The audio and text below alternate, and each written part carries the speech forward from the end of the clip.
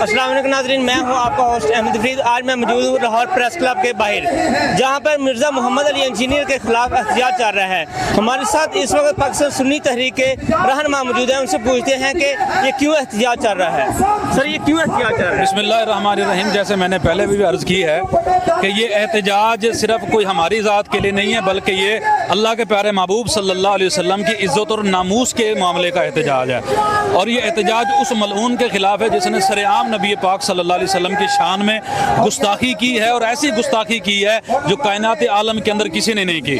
और ये एहतजाज इंशाअल्लाह ताला जारी रहेगा जब तक हुकूमत पाकिस्तान इदारे उसको कैफर किरदार तक नहीं पहुँचा। अगर कैफर किरदार तक नहीं पहुँचाते इदारे, तो फिर अगला लाहे अमल क्या होगा? हमारा अगला लाहे अमल वही होगा जो हमारे क़यादत जो फैसला करेगी इंशाअल्लाह ताला, हमारा अगला लाहे अमल वही होगा। क्या इस तरीके से तो नहीं होगा जैसे मुमताज़ कादरी ने सलमान तसीर के साथ किया था? क्या ऐसा अमल तो नहीं होने वाला? देखिए, जाहिर सी बात है कि जब काजी फैसला नहीं करते फिर गाजी तो बाहर निकलना बनता है। हम सबसे पहले कानून का एहतराम करते हैं और हुकामे बाला से और इदारों से ये बात हम पुरजोर मुतालबा करते हैं और एहतरामन मुतालबा करते हैं कि ऐसे गुस्ताखों को फ़ौरन कैफिर किरदार तक पहुँचाया जाए। फिर ना कल को कोई ये है कि कानून को फ़लाने हाथ में ले लिया, फ़लाने कानून हाथ में ले लिया।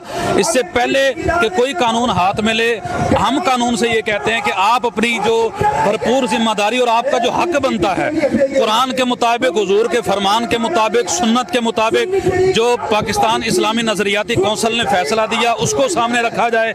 जो सुन्नी कौंसिल ने एक 49 सफ़े पर सैकड़ों मुफ्तियान किराम की मौजूदगी में जो फतवा जारी किया उसको सामने रखा जाए।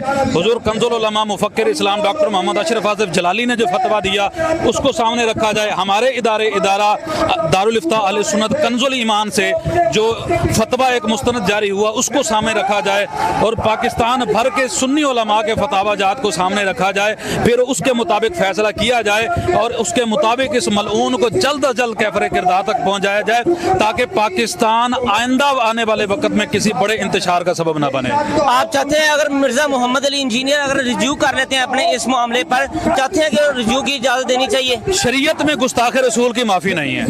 अच्छा, ये ज़रा मुझे बताइएगा कि ये खैर पूरी दुनिया में मसला है, लेकिन स्पेशली जो है वो पाकिस्तान के अंदर भी बहुत ज़्यादा एक्सट्रीम लेवल पर चला जाता है बाज़ दफ़ा। कुछ लोगों से इंटेंशनली और अनइंटेंशनली कुछ मज़हब की तौहीन के कुछ अल्फाज वो अदा कर देते हैं। कभी तौहीन रिसालत हो जाता है, कभी कुरान के बारे में ऐसे अल्फाज बोल देते हैं।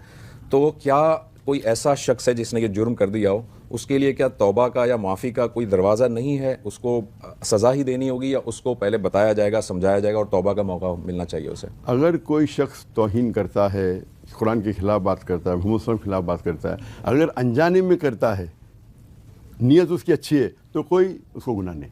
ठीक। लेकिन अगर कोई पॉइंट आउट करता है तो वो सॉरी बोलना चाहिए, इस्तिग़फ़ार करना चाहिए। अगर कोई जानबूझ के भी करता है, शैतान भड़काता है, फिर भी उसके बाद तौबा करता है तो उसके लिए इंशाअल्लाह अल्लाह गुनाह माफ़ करेगा। तौबा के 5 उसूल होते हैं। नंबर 1, जो आप गलती करते हैं उसे मानो गलत है। नंबर 2, उसे इमीडिएटली रोको। अच्छा। नंबर 3, फिर से मत दोहराओ। नंबर 4, तौबा करो। और अगर उसको अंडू कर सके, मिसाल किसका पैसा आपने चोरी किए तो वापस दे दीजिए। अगर मैंने गलती से कुछ बोल दिया तो मैं आके माफ़ मांगूंगा, तो अंडू करना। राइट। या मैंने कुछ लिख दिया तो मैं अब वो लिखना बंद कर दूं? बंद कर दो एक चीज़ है, और बोलो भी का मैं लिखा गलत नहीं, गलत। अच्छा, अंडू कर दिया आपने। ठीक। ये कि तो इंशाअल्लाह अल्लाह माफ़ करेगा। शिर्क भी किए तो तौहीन तो दूर की बात है, अगर शिर्क में कोई इंसान करता है, आज के कोई भी गैर मुस्लिम अगर इस्लाम कबूल करता है उसके सारे गुनाह माफ़। और अगर वो शिर्क, कोई मुशरिक या कोई गैर मुस्लिम इस्लाम में दाखिल होता है तो अल्लाह ताला के रसूल फरमाते सारे गुनाह माफ़ है। अब एक शख्स है जो कि बालिग हो गया, मुसलमान घराने में पैदा था, बालिग हो गया, उसने कलमा भी पढ़ा था, बाद में वो उसने दूसरा मज़हब इख्तियार कर लिया, तो अब ये मुर्तद होगा इस आपकी डेफिनेशन के मुताबिक। तो क्या इसकी सज़ा इस्लाम ने सज़ाए मौत रखी है या इसकी कोई और सज़ा है?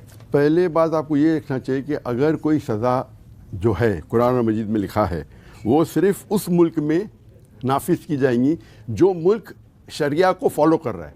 Right. लफ्ज़ी ने प्रैक्टिकली। हाँ। अगर ट्रूली शरिया उस देश में है, उस मुल्क में है, राइट, तो शरीयतन पहला ये जो कोई भी सज़ा नॉन मुस्लिम कंट्री में इख्तियार नहीं हुई। नॉन मुस्लिम में तो नहीं होगी। नॉन मुस्लिम में you have to follow the rule of the country, of the state, of the state of the country. Right. एक मुस्लिम मुल्क है जिसके अंदर शरिया नाफिज हो चुकी है, तो उसके अंदर क्या होता है मिसाल के तौर पर मलेशिया, पूरी शरिया नहीं लेकिन शरिया काफ़ी तक के।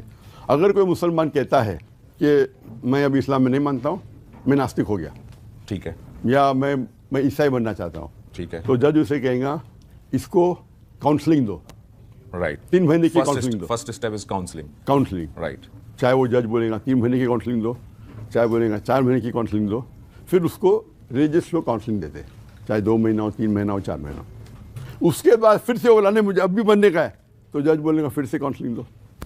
ठीक है, तो इस्लाम के अंदर जो भी सज़ा है हमेशा नहीं ऑन द स्पॉट उसके ऊपर लागू होती है, ठीक है, और कई शराइत यानी हैं। कुछ मौका मिलना चाहिए उसे, ये आप कुछ कह रहे हैं। कुछ मौका नहीं, ज़्यादा मौका, ज़्यादा मौका तो मिलना जहाँ तक कि मलेशिया का सवाल है, जहाँ ये कानून है, जहाँ मुसलमान के लिए शरिया लागू होती है, ठीक है, आम पब्लिक मुसलमान के लिए, तो वहाँ तो मैंने कभी भी नहीं देखा, थे कई मुस्लिम जो गैर मुस्लिम के भड़काव में आके इस्लाम त्याग करना चाहते, इस्लाम गिव अप करना चाहते, तो उन्हें काउंसलिंग दी है। ठीक, ठीक है। डॉक्टर साहब ये बताइएगा कि दाई के औसाफ क्या होने चाहिए? मतलब फ़िरौन और हज़रत मूसा वाले कॉन्टेक्स्ट में अगर हम बात करें, फ़िरौन बागी था, अपने आप को रब कहता था, फिर भी अल्लाह ताला ने मूसा से कहा कि जाके ज़रा नरमी से बात करना। जी हाँ। तो अगर ऐसा कोई दाई है जो कि जिसका बिहेवियर ह्यूमिलिएटिंग बिहेवियर है, जो अपने इल्म का रोब दूसरों पर जमाता हो, है वो दाई? इस तरह के दाई होने चाहिए या दाई के कुछ औसाफ हदीस में या कुरान में बयान हुए हैं? दाई की कई औसाफ है कुरान में और हदीस में भी। ठीक। नंबर 1, जो भी चीज़ हराम है कुरानी शरिया में, वो आम मुसलमान को नहीं करना चाहिए, और दाई को तो एक्स्ट्रा केयरफुल, आम जनरल रूल है। बिल्कुल ठीक, ऐसा नहीं कि गुज़े बसर आम मुसलमान करेंगे और दाई नहीं करेंगे, अल्लाह के रसूल और करते थे। बिल्कुल सही है, डन। तो जो भी उसूल आम मुसलमान के लिए, दाई को और केयरफुल रहना चाहिए, ठीक, और इतना अच्छा तो और अच्छा होना चाहिए, परहेज तो और परहेज करना चाहिए। मिसाल के तौर पे सोना पहनना हराम है, कुछ लोग पहनेंगे गोल्डन कलर वॉच, तो फी नफ्सी सोना हराम है, गोल्डन कलर हराम नहीं। नहीं, सही, समझ लेकिन गया। दाई अगर गोल्डन वॉच, आम मुसलमान भी नहीं पहनना चाहिए, हाँ, क्या गोल्डन कलर की वॉच, राइट, लेकिन दाई को और केयरफुल रहना चाहिए क्या कौन किसको गलत फहमी न हो जाए। ठीक, ठीक, मिसाल के तौर पे अल्लाह के रसूल फजर के बाद अपनी अहलिया से गुफ्तगू कर रहे थे मस्जिद के बाहर, मस्जिद के बाहर कोई, और एक दो साहबा जाते, एक दो साहबा तो बोलता है बोला ये मेरी अहलिया है, तो साहबा अस्तगफिरुल्लाह, हम तो और सोच ही नहीं सकते। मतलब शैतान ना किसके दिमाग में आ जाए कि अल्लाह के रसूल कोई गैर महरम से बात करे गुफ्तगू सुबह के टाइम पे, तो अल्लाह के रसूल जब एहतियात लेते हम कौन है? राइट। तो दाई को एहतियात लेना चाहिए, और जहाँ तक कि आपने बदगुमानी तो होना ही नहीं चाहिए। लेकिन अगर आप जंग के मैदान में जाते, वो आप पे अटैक कर रहा है और आप डिफेंड नहीं करेंगे, तो उस time sometimes attack is the best form of self defence. Attack is the best form of self defence. यानी तो कोई आपसे वैसे ही आर्ग्यू कर रहा है तो आप उसको फिर उसी तरह से जवाब आमतौर देंगे। पे कुरान की आयतें जाहिल आता है तो उसे कहे कालू सलामा, कालू सलामा, राइट। लेकिन कुरान की जो मास्टर की दावा के लिए सूरह है, सूरह नंबर 16 आयत नंबर 125, उदू इला सबील रब्बिका बिल हिकमा वल मौइज़तिल हसना वजादिल बिल्लती अहसन। ठीक। मैं लोगों को अल्लाह की तरफ बुलाओ हिकमत के साथ और हुस्न के साथ, और उससे और उनके साथ दावा करो, बहस करो, डिबेट करो अच्छे हसन के साथ। ठीक है, आप समझे? लेकिन लोग हमेशा क्या कहते हैं, हसन मतलब प्यार से बात करो, नरमी से बात करो। बेशक अक्सर है, हमेशा नहीं, हमेशा नहीं है। तो जब दीदा साहब जाते थे बात करने के लिए तो ऑर्गेनाइज किए थे, शेख साहब ज़रा नरमी से, मुझे भी जाते हैं देखते भाई मुझसे नॉन मुस्लिम है, जाकिर भाई ज़रा हिकमत के साथ बात करो, यानी मुझे इनडायरेक्टली बोल रहे क्या भड़को मत, ठीक, प्यार से बात करो।